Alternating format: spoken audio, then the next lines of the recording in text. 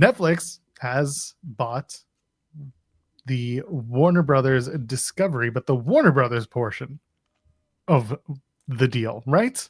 They're not taking everything. They're mostly taking the production, right? They paid a lot of money for it. Paid about, what was it, 72 billion? Yeah. Ridiculous amount. Some money you'd never fathom that existed. The idea is to boost US production and original content spending, because that is something that Netflix has, done a lot of work towards in the last 10 years. And WBD, it says they rise 3%. They're trading below the offer price, but Netflix down 2%. That's just 0.2%. So that's just the little summary on stock trading. Either way, it's a giant deal. Someone's saying it's okay, so it's 82.7 billion USD, which is even more ridiculous. I'm tired already. Okay, I'm tired already. Let's talk about it. What does this mean for AEW? Jeremy, you want to answer that question in one word or less? Nothing. Perfect. Thank you very much. I'm glad we did that. So, like, I'll do the wrestling side of things, because I don't know the full on side of the film and the streaming and all of this stuff. Like, and let me put this out there as well. There's going to be there's potentially a lot of regulations that got to be overcome. It's possible that Paramount somehow still gets involved with this. I don't think a deal can be announced, and obviously it's been announced. They put out a press release. Like, it can be announced, but that doesn't mean that it's going to be official for another for another like year or so. We saw it with TKO and WWE, right? Like, the deal got announced in April after WrestleMania. It was not finalized until September. So that's how these things work when it comes to major acquisitions. It can be announced at 1 month, and then 6, 7, 8, 12 months later is when like it all gets finalized, and who knows what can change in those however many months. So I'm going to go ahead and at least put that part out there. For the wrestling side of things, for right now, I don't think it means anything, because it's too far away with all of this. They're saying Netflix CEO said the deal will be finalized Q3 2026. So there you go. That's about a year away, give or take. Yeah, and that was similar to what TKO was doing. So yeah, in terms of their timeline with WWE. Yeah. So again, as far as wrestling things, WBD Netflix is getting the streaming side. So they are getting like the HBO Max side of things. They're not getting the television side, the like TNT Sports, TNT, TBS, all of those channels. So what happens with AEW on that? Do they have to find a new streaming home when it comes to this? Don't know yet. Don't know what it means for the pay-per-views or simulcasts or archives or anything like that. We might not know any of these things until a year or so down the line. If the channels end up going, someone else gets those properties, that'll be a whole different conversation of, do they want to keep wrestling on those channels? Do they all just fold into a streaming service, and linear cable, continues to just die off as it does? So we don't know any of these things yet. Here's the biggest thing I'm gonna say about this: these companies do not care that much about this professional wrestling stuff. No, this is so low level to them. This is one of their least concerns when they are talking about all of these properties and moving things over and what they're acquiring and where everything is going to end up. They just paid $80 billion for all of this stuff. They do not care about what channel AEW Collision is going to be on 12 months from now. In the coming 12 months, sure, they got to figure all that stuff out. But right now, trying to let you know, they do not care about this stuff. They are not concerned. Netflix is not concerned with like, well, we got WWE, so we can't have AEW. We got to figure all this out, right? They don't care. That is such a minor gripe to them. And it's not even a gripe, but like it is such a minor thing to them with it when it comes to what pro wrestling, where it could end up. It just, they want the other stuff. That's why they're listing Harry Potter and DC and all that stuff in the press releases. And it is, Netflix just gave WWE $5 billion. Pro wrestling is very cared for by streaming services. Sure, overall, I'm talking about today.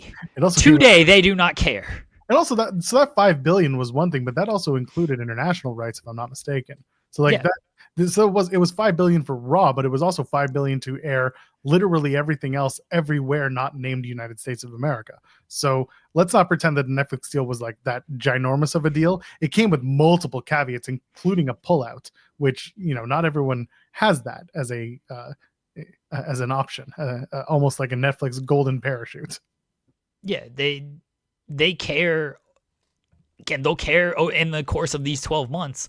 Today, right now, at this moment, they do not care of where all this stuff ends up. That is my whole point. They are not concerned about where AEW is going to end up a year from now. It just, that doesn't matter to them. They're trying to figure out and what they're trying to figure out, you know, what they can put on their streaming service and what it means overall for Netflix when it comes to the major properties. And AEW's media rights is not a major thing to them. So much so that they might not have it at all because they didn't even get the television channels. They got the HBO Max, but they didn't get the television stuff. So that's why I don't know where any of this stuff ends up. I just do not know. And no one knows at this moment. And anyone who's saying like they have an idea probably lying to you.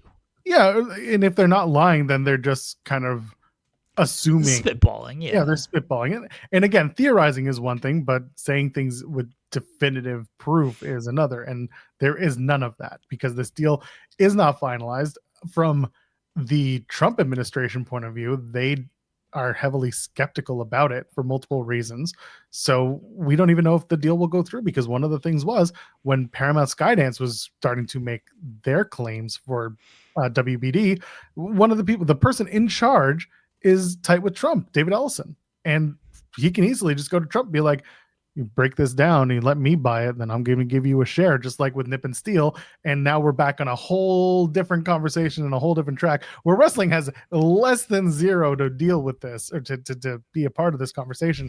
And it's more about the monopolization of the media landscape in the United States, which is a huge problem.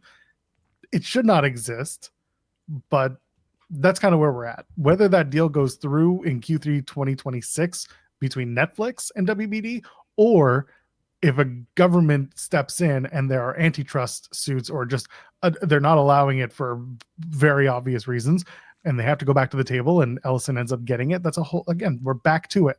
And it's another problem for us to deal with. But at the end of the day, wrestling is such a low ant problem on the scale of animals and problems that it just doesn't. Sorry, my son is right now dealing with, is it an ant problem or is it an elephant-sized problem? Right now, wrestling is an ant-sized problem to all of these people. And that's where it's going to stay. I brought this up on Wednesday, and I still stand by it.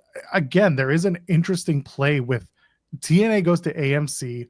TKO has their hands in almost every single streaming or pot you can think of, whether that's CW, Netflix, Tubi again does count, ESPN, they're everywhere. So while the media landscape could be shrinking, so from a wrestling point of view, this could affect AEW way down the line, where if WBD, which by the way, like the channels don't change, they're still under Discovery. Netflix is acquiring literally just the means to create, not the places on which to air it.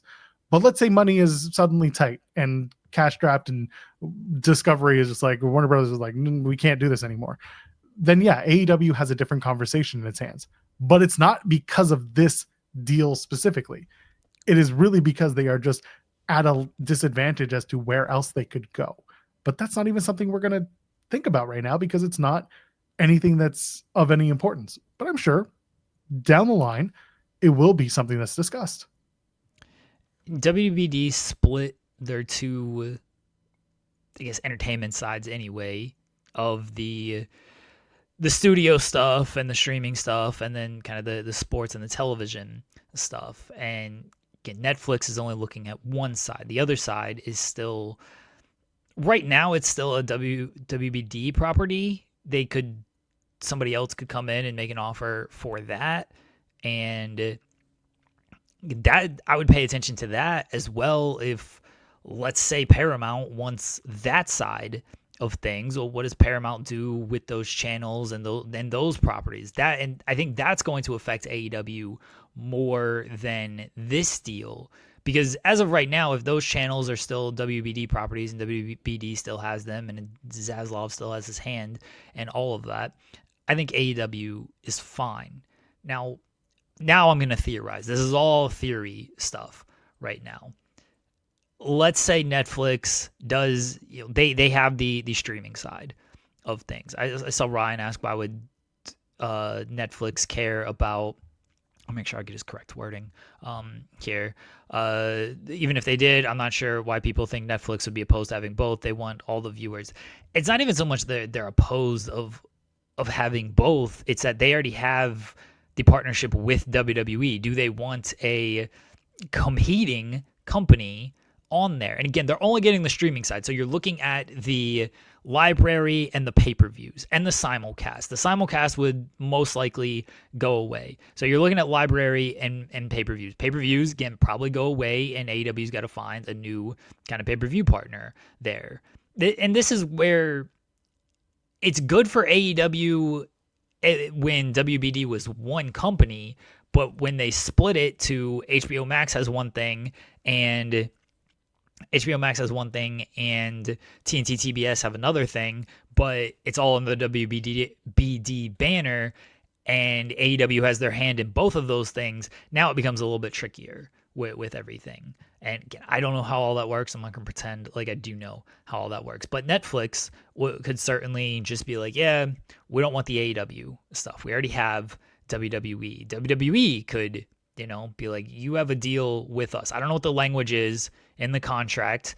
I would assume there is some type of language that says you can't have some type of like competing programming on your platform with us. You know what I mean? So I would assume that's there on that, but I don't know for certain. And that could be a thing of where Netflix, another reason why they wouldn't have any AEW content on the Netflix platform.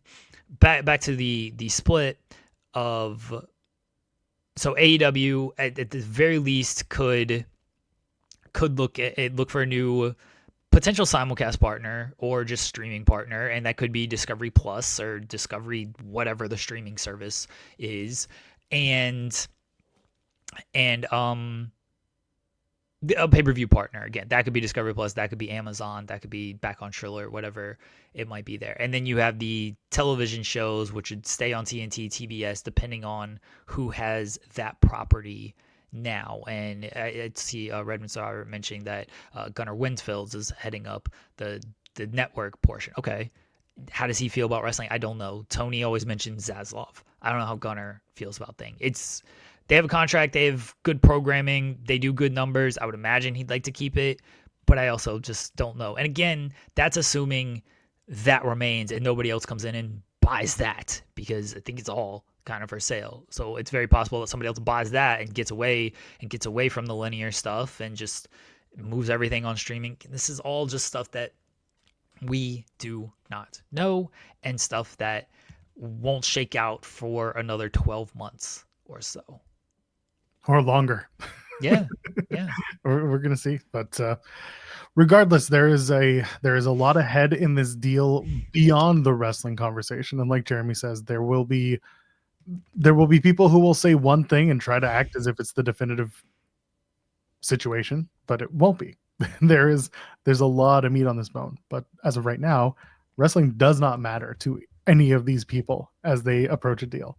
But it's interesting to at least exercise where everything could go in the future. And for those mentioning Triller, well, Triller's got a lot of work to do on their own side of things before they can put any money out. That's another situation. I like Triller too, at least for airing. It's easy, it's simple, but they are where they are.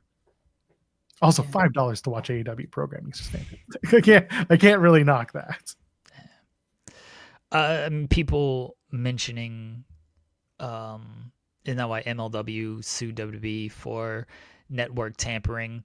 That's network tampering. There's so many contract language and get stuff that I'm not even familiar with, and we don't know full details on it. But to give background of the MLW stuff is they were trying to get a deal with Tubi, which is a Fox property, and WWE kind of ended up, or maybe they already were on Fox, and so they kind of were like, hey, no, we're not gonna, you can't put them even on Tubi type of thing. And again, now they ended up settling all of this, and MLW did air on Vice, which I believe also a Fox property.